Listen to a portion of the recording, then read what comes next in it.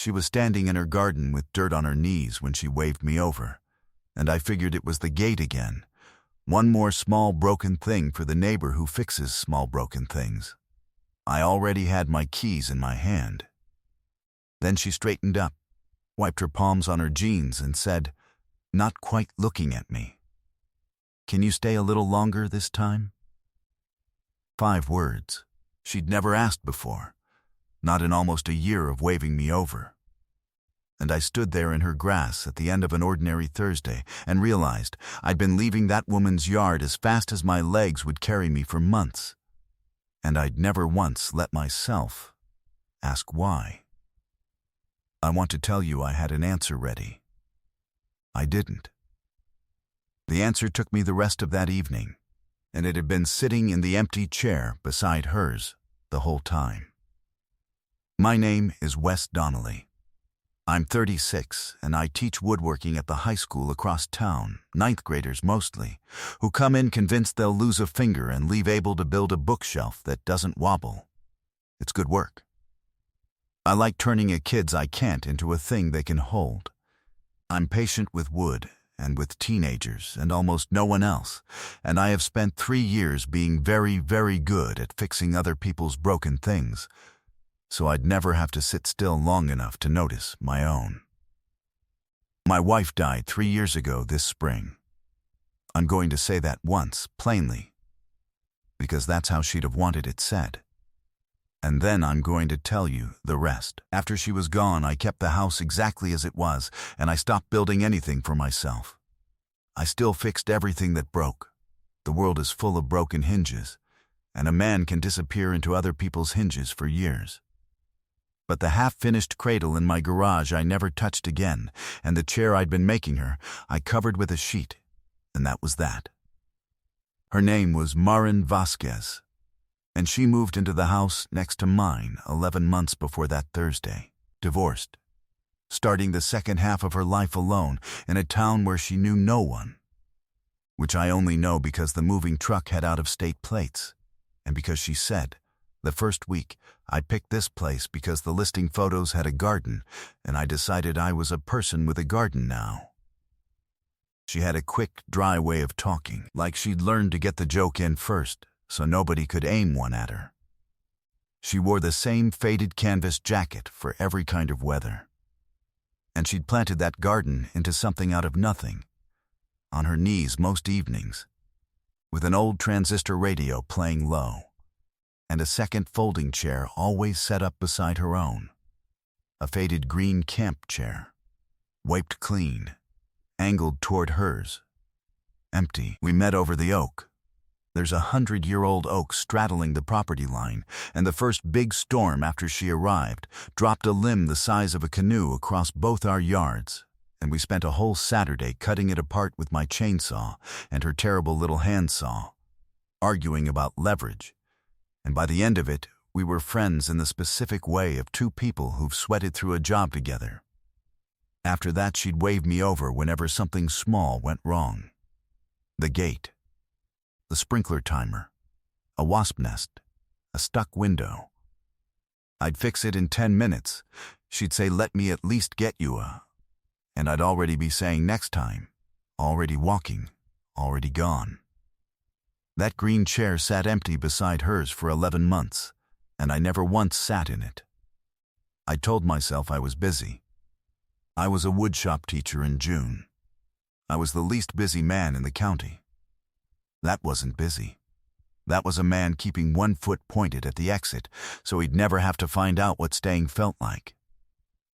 The Thursday it cracked open was the kind of early summer evening that doesn't apologize for anything. Warm, gold, the air thick with cut grass and the tomato plants she swore at lovingly. I'd come over because she'd texted Gates possessed again, and I'd fixed the latch in about 90 seconds, which is when I noticed the latch hadn't actually been broken. Someone had loosened the screw by hand.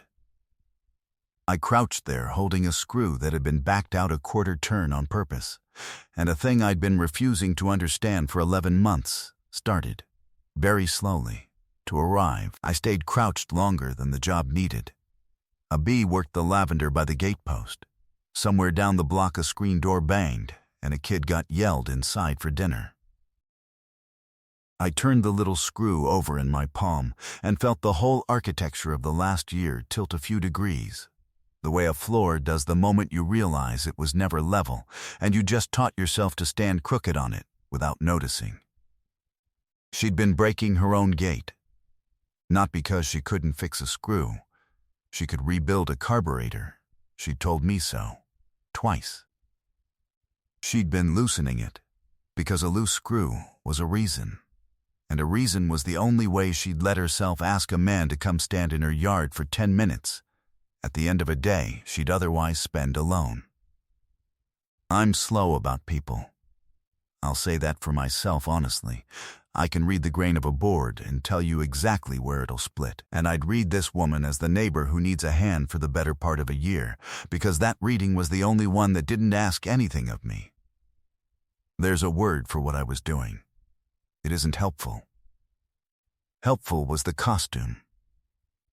Underneath it I was hiding, and I'd worn the costume so long I'd half convinced myself it was my face. And even crouched there with the proof literally in my palm, I reached for the reasonable version, the way a man does when he's built his whole life around not feeling things. Of course she'd backed out the screw. People get lonely. It's not a crime. It didn't have to mean anything about me in particular.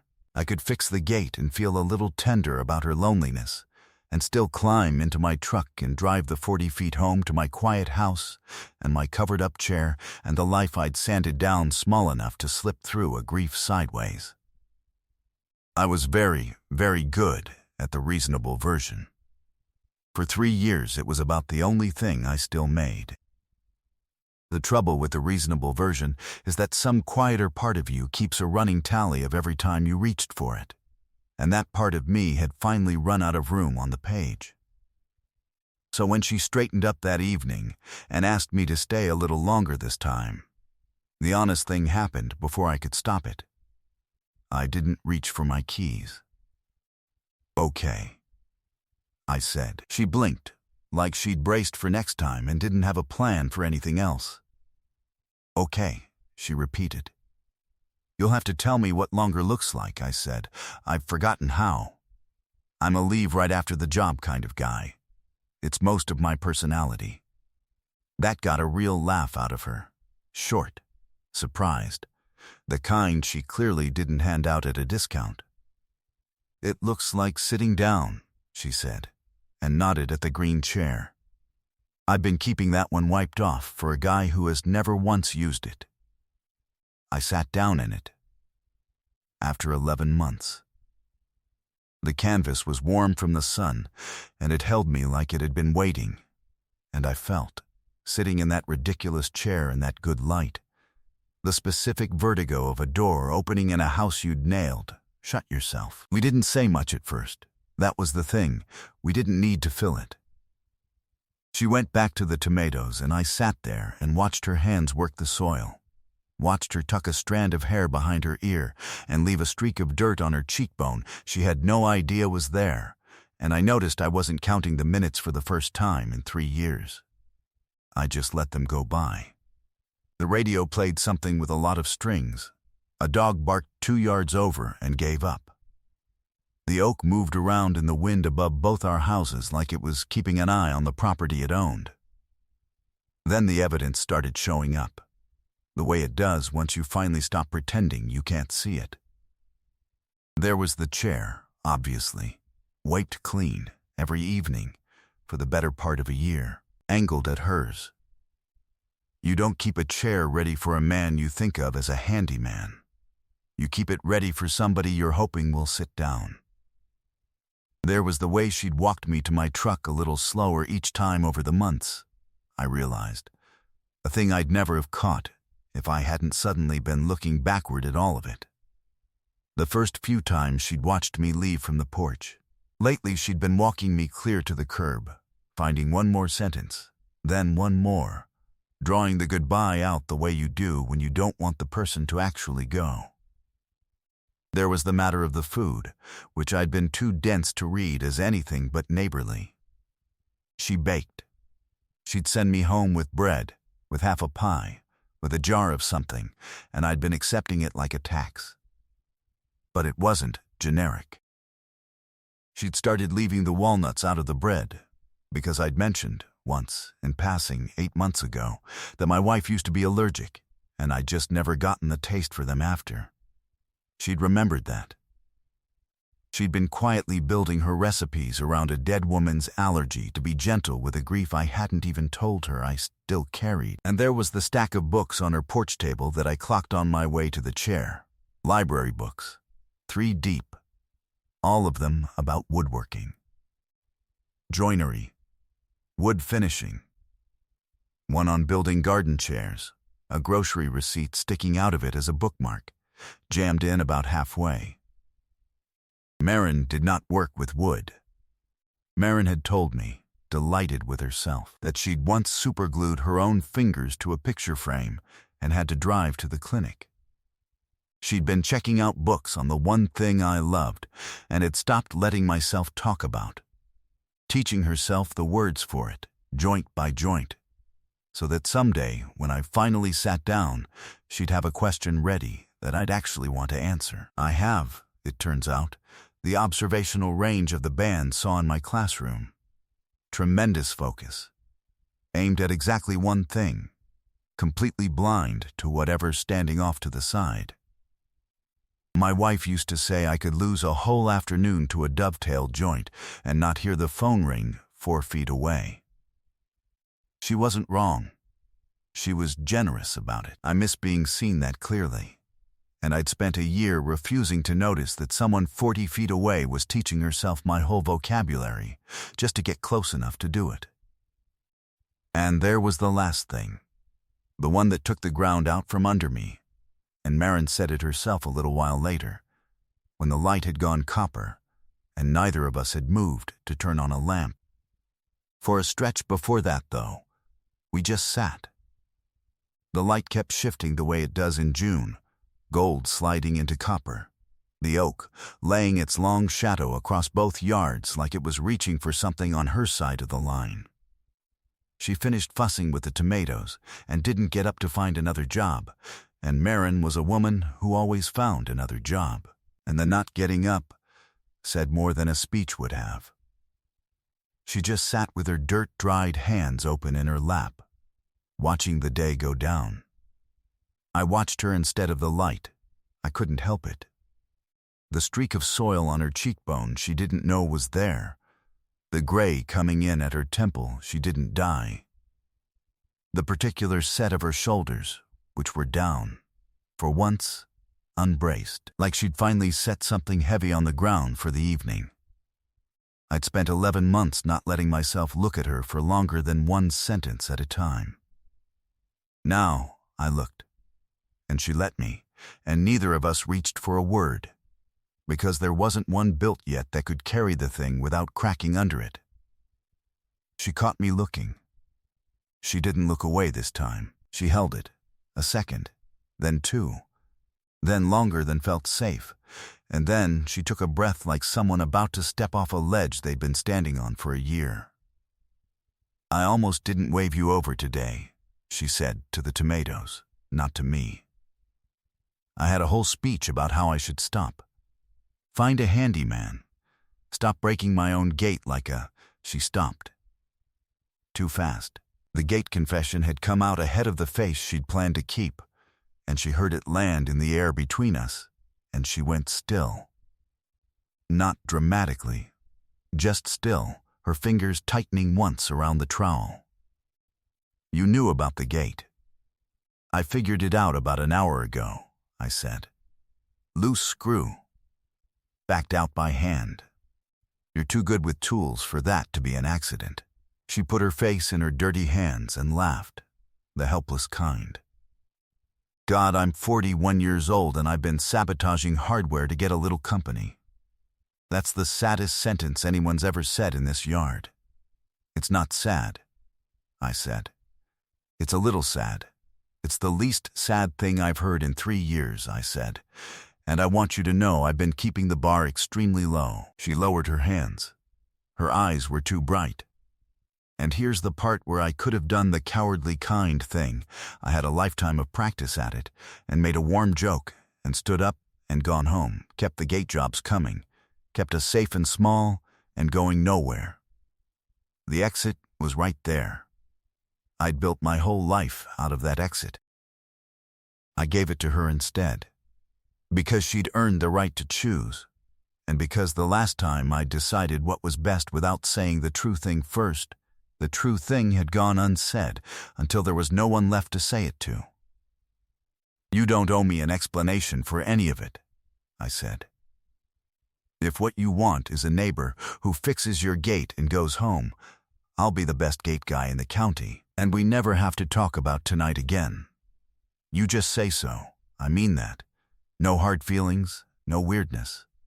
She didn't take it. I don't want the gate guy, she said. Quiet, steady. I've had a whole year of you almost staying. I can't do another year of it. I'd rather you just not come back at all than keep watching you stand in my yard with your keys already out. Her voice dropped, just a little. I kept that chair clean for 11 months, Wes. I want to know what it's like when you actually sit in it. That's the whole thing. That's all I've got. It landed in the middle of my chest and stayed there. I went still. My throat did something. The body always knows before the mouth gets permission. And mine knew, and for a second I just sat in her ridiculous green chair while 3 years rearranged themselves around me. When I could talk, I didn't reach for her, because she hadn't asked me to, and because I'd spent a year not earning the right. I told her the true thing instead, the hard one, the one underneath the easy one. I leave fast because staying scared me, I said. Not staying with you specifically, staying anywhere. My wife died, and I figured out that if I kept moving, kept fixing other people's broken stuff, I never had to sit in a quiet yard at golden hour and feel how much I'd lost. And then, you moved in next door and started keeping a chair clean for me. And you took the walnuts out of the bread, and somewhere in there, you stopped being the neighbor and started being the reason I'd find myself driving home slow. I made myself hold her eyes. I wasn't scared you'd be too little. I was scared you'd be enough. Because wanting this felt like leaving her behind, and it took me a year of running out of your yard to understand it isn't that. You're not, instead of anything. You're just you. And I'd like to find out what staying is, if you'll let me be slow about it. She crossed the little patch of dug-up earth between the chairs and took a fistful of my shirt, not pulling, just holding, the way you hold something to make sure it's actually in your hand, and she pressed her forehead to my shoulder, and her breath shook once. And I brought my hand up slow and easy to the back of her head, careful as I'd be with anything that had taken a long time to come close. And we stayed like that in the last of the light. Two people who'd built whole lives out of leaving early. You're an idiot, she said into my shirt. I teach shop. It's expected. And right then, I swear this is true, the kettle went off inside her kitchen. A thin, rising whistle through the screen door, and she pulled back and looked toward the house and started laughing, wiping her eyes with the back of one dirty hand. I put it on before I waved you over, she said. 20 minutes ago. I was being optimistic. She shook her head at herself. I had a coin flip's worth of hope you'd say yes, and I bet a kettle of water on it. You bet the kettle, I said. I bet the kettle. I have never in my life had a cup of tea matter the way that one did. We drank it on the porch in the dark, in 2 chairs, with the oak ticking overhead, and when I finally went home that night it was late. And for the first time in 3 years, I didn't fix a single thing before bed. Nothing was broken. It had only, finally, stopped pretending to be. We went slow, the way I'd asked. For a few weeks we were almost comically careful. I'd catch myself reaching for my keys out of pure habit, and she'd catch me catching myself, and we'd both laugh, and I'd put them back in my pocket and sit back down. Some evenings we said everything. Some evenings we said nothing, and that was its own kind of saying. The gate, I noticed, never broke again. She didn't need a reason anymore. The reason was just allowed to be the reason now. By midsummer, she'd stopped pretending the bread was an afterthought and started just setting 2 plates. I learned the names of her tomatoes, all of which she'd named, because that's a thing she does. She learned that I hum without knowing it when I'm sanding something, and that I go somewhere quiet in early spring. And when the anniversary came around that first year, she didn't try to fix the quiet or fill it. She just brought her book out to my garage and read in the sawdust while I sat with it. Present, without crowding. Close, without asking anything, which is the rarest thing one person can do for another, and the thing I will love her for until the day I'm gone.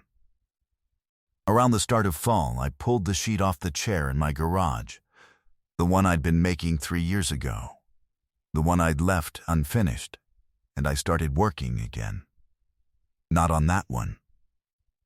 I couldn't, and Marin never asked me to. She understood without being told that some things you leave the way they are out of love, not avoidance. I built a new one. 2, actually.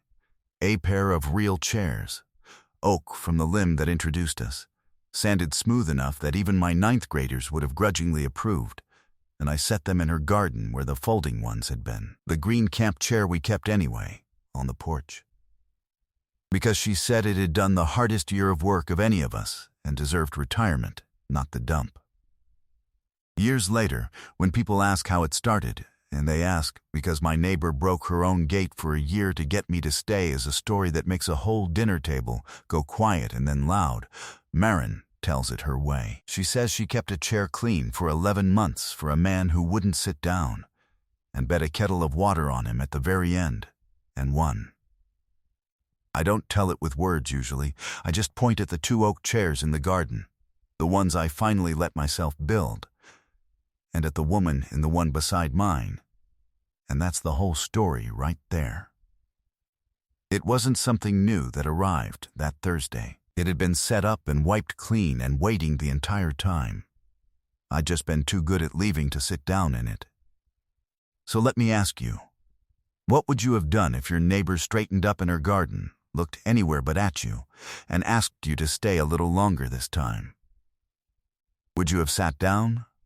Or would you have reached for your keys? And the bigger one, the one I really want to know, have you ever kept yourself moving, busy, useful, always almost leaving, just so you'd never have to sit still long enough to feel what you've been carrying? Tell me about it down in the comments. I read every single one. If this one found a soft spot in you, leave a like, hit subscribe, and I'll see you in the next one.